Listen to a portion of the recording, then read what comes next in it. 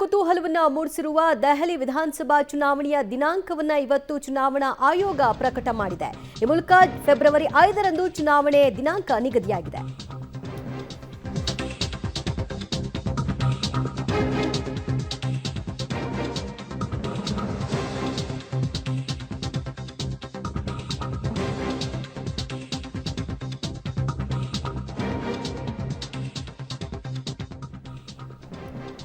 ರಾಷ್ಟ್ರ ರಾಜಧಾನಿ ದೆಹಲಿಯ ವಿಧಾನಸಭಾ ಚುನಾವಣೆಯ ದಿನಾಂಕ ಫಿಕ್ಸ್ ಆಗಿದೆ. ಫೆಬ್ರವರಿ 5ರಂದು ದೆಹಲಿಯಲ್ಲಿ 70 ವಿಧಾನಸಭಾ ಕ್ಷೇತ್ರಗಳಿಗೆ ಮತದಾನ ನಡೆಯಲಿದೆ. ಫೆಬ್ರವರಿ 8ನೇ ತಾರೀಕಿನಂದು ಫಲಿತಾಂಶ ಪ್ರಕಟವಾಗುತ್ತೆ. ಒಂದೇ ಹಂತದಲ್ಲಿ ಚುನಾವಣೆಯನ್ನ ನಡೆಸುವುದಾಗಿ ಚುನಾವಣಾ ಆಯೋಗ ಪ್ರಕಟಿಸಿದೆ.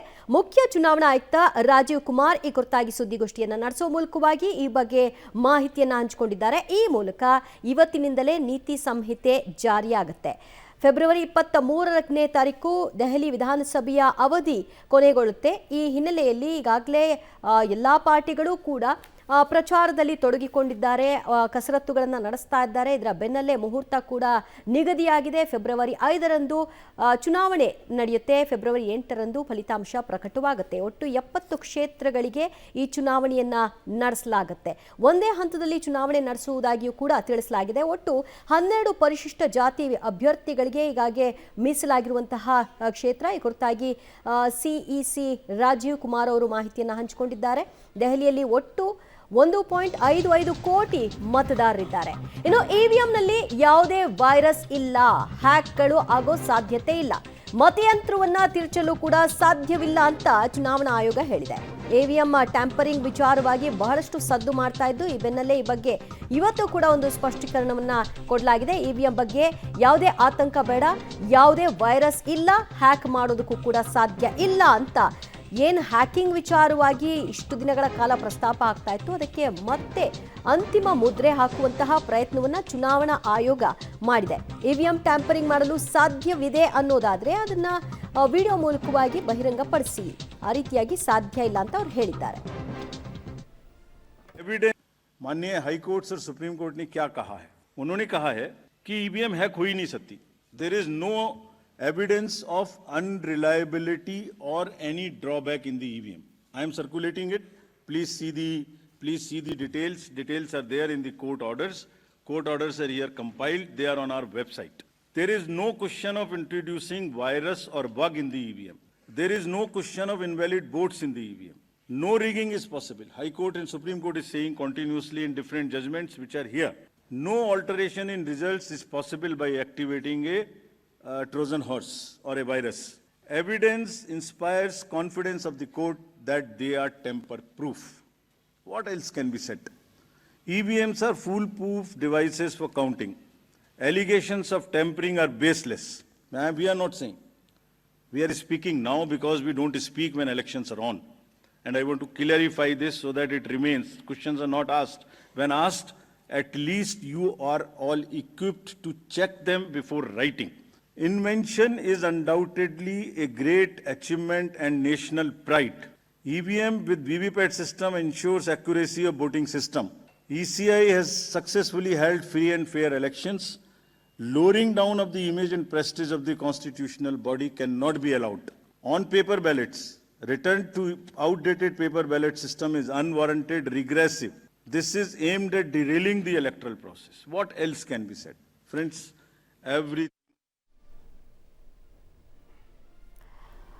ಈ ಬಗ್ಗೆ ಮತ್ತಷ್ಟು ಮಾಹಿತಿ ಪಡೆಯೋಣ ನಮ್ಮ ಪ್ರತಿನಿಧಿ ಶಬ್ಬೀರ್ ಇಂದ. ಶಬ್ಬೀರ್, ಇವತ್ತು 2 ವಿಚಾರಗಳ ಕುರಿತಾಗಿ ಮಾತನಾಡಿದ್ದಾರೆ. ತೀವ್ರ ಕುತೂಹಲ ಮೂಡಿಸಿರುವಂತಹ ರಾಷ್ಟ್ರ ರಾಜಧಾನಿಯ ಒಂದು ಚುನಾವಣಾ ದಿನಾಂಕ ನಿಗದಿಯಾಗಿದೆ. ಈ ಚುನಾವಣೆಯನ್ನ ಆಯೋಗ ಹೇಗೆ ನಡೆಸುತ್ತೆ, ಎಷ್ಟು ಮತಗಟ್ಟೆಗಳಿರುತ್ತೆ ಅನ್ನೋದ್ರ ಬಗ್ಗೆ ಹೇಳಿದ್ದಾರೆ. ಜೊತೆಗೆ ಇವಿಎಂನಲ್ಲಿ ಎದ್ದಿರುವಂತಹ ಒಂದು ಅನುಮಾನ ಏನಿದೆ, ಈ ವಿಷಯವಾಗಿ ಮತ್ತೆ ಸುಪ್ರೀಂ ಕೋರ್ಟ್ ಏನು ಹೇಳಿದೆ ಅನ್ನೋದನ್ನ ಹೇಳೋ ಮೂಲಕವಾಗಿ ಚಾಟಿ ಬೀಸುವಂತಹ ಕೆಲಸವನ್ನ ಮಾಡಿದ್ದಾರೆ. 2 ವಿಷಯವಾಗಿ ಏನು ಪಾಯಿಂಟ್ ಮಾಡಿದ್ರು?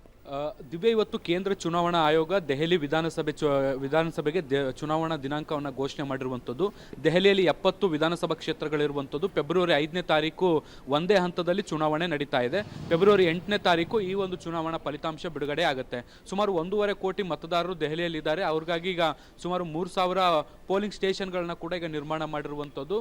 ಒಂದು ಹಂತದಲ್ಲಿ ಮತದಾನಕ್ಕೆ ಬೇಕಾದಂಥ ಎಲ್ಲ ಅಗತ್ಯ ತಯಾರಿಗಳನ್ನು ಕೂಡ ಚುನಾವಣಾ ಆಯೋಗ ಮಾಡಿಕೊಂಡಿರುವಂಥದ್ದು. ಇದ್ರ ಜೊತೆಗೆ ಪ್ರತಿ ಬಾರಿ ಚುನಾವಣೆ ಚುನಾವಣೆ ನಡೆದಂಥ ಸಂದರ್ಭದಲ್ಲಿ ಸಾಕಷ್ಟು ಗೊಂದಲಗಳು ಅಥವಾ ಚುನಾವಣಾ ಆಯೋಗದ ಮೇಲೆ ಆರೋಪಗಳು ಬರ್ತವೆ.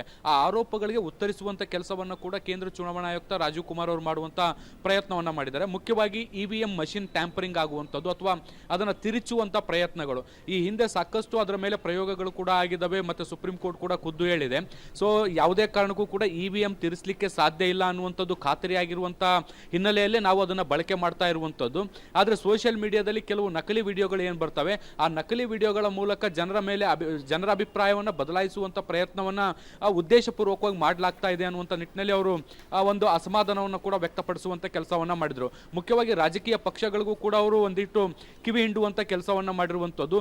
ಎಲ್ಲ ಮಾಹಿತಿಗಳು ಗೊತ್ತಿದ್ದ ಬಳಿಕವೂ ಕೂಡ ಈ ರೀತಿಯಾದಂತಹ ಸುದ್ದಿಗಳಿಗೆ ಎಂಟರ್ಟೈನ್ ಮಾಡುವಂಥದ್ದು ಅಥವಾ ಅವುಗಳನ್ನ ಹೆಚ್ಚು ಪ್ರಚುರಪಡಿಸುವಂಥ ಪ್ರಯತ್ನಗಳನ್ನು ಕೂಡ ಮಾಡ್ತಾರೆ.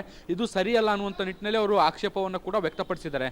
ಇನ್ನು ಮುಖ್ಯವಾಗಿ ಮತದಾನದ ಪ್ರಮಾಣ ಏರಿಕೆ ಆಗುವಂಥದ್ದು, ಅಂದರೆ ಮತದಾನದ ಪ್ರಕ್ರಿಯೆಗಳು ಮುಕ್ತಾಯ ಆದ ಬಳಿಕ ಕೆಲವು ಕಡೆ 5 ಗಂಟೆ ಅಥವಾ ಕೆಲವು ಕಡೆಗೆ 6 ಗಂಟೆಗೆ ಮತದಾನ ಮುಕ್ತಾಯ ಆಗುತ್ತೆ.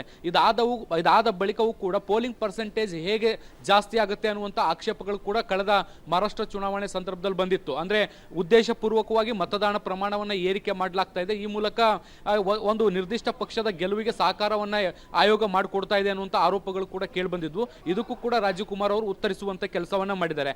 5 ಗಂಟೆ ಅಥವಾ 6 ಗಂಟೆ ಮತದಾನ ಮುಗಿಯುವಂಥ ಸಮಯ ಏನಿರುತ್ತೆ ಆ ಸಮಯದ ಒಳಗಡೆ ಯಾರೆಲ್ಲ ಮತದಾನ ಕೇಂದ್ರದ ಒಳಗಡೆ ಬಂದಿರ್ತಾರೆ ಅವರೆಲ್ಲರಿಗೂ ಕೂಡ ಮತದಾನ ಹಾಕಲಿಕ್ಕೆ ಮತದಾನ ಮಾಡಲಿಕ್ಕೆ ಅವಕಾಶವನ್ನು ಮಾಡಿಕೊಡ್ಲಾಗಿರುತ್ತೆ.